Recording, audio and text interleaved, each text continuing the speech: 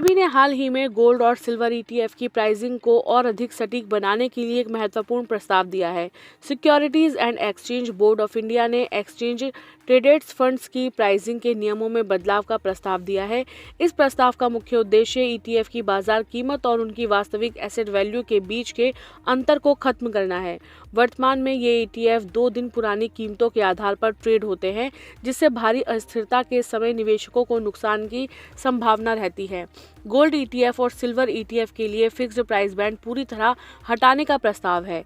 इनके लिए limit derivative contracts पर लागू दैनिक प्राइस लिमिट के अनुसार तय होगी। सेबी ने कहा है कि घरेलू और अंतर्राष्ट्रीय बाजार में सोने और चांदी की हाल की उच्च वैलोटिलिटी के कारण मौजूदा प्राइस बैंड इसके बाजार मूल्य को अंडरलाइन एसेट के अनुरूप देखने में पर्याप्त नहीं रहे हैं, क्योंकि सोना और चांदी पूरे दिन वैश्विक स्तर पर ट्रेड होते हैं, जबकि इनके ईटीएफ सिर्फ बाजार समय के दौरान ट्रेड होते हैं। इसलिए इसके दाम तय करने में मदद के लिए अलग प्री ओपन सेशन शुरू करने का भी प्रस्ताव दिया गया है। मौजूदा समय में देश के ईटीएफ 2 दिन पहले के नेट एसेट वैल्यू के आधार पर तय प्लस या माइनस 20% के फिक्स्ड प्राइस बैंड में ट्रेड करते हैं, जबकि अंडरलाइनिंग स्टॉक के लिए प्राइस बैंड पिछले दिन की कीमतों के आधार पर तय होता है।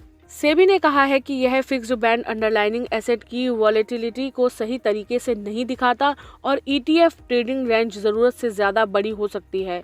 इस समस्या को दूर करने के लिए सेबी ने ईटीएफ प्राइस बैंड तय करने के लिए पिछले ट्रेडिंग दिन के इंडिकेटिव एनएवी के इस्तेमाल का प्रस्ताव दिया है।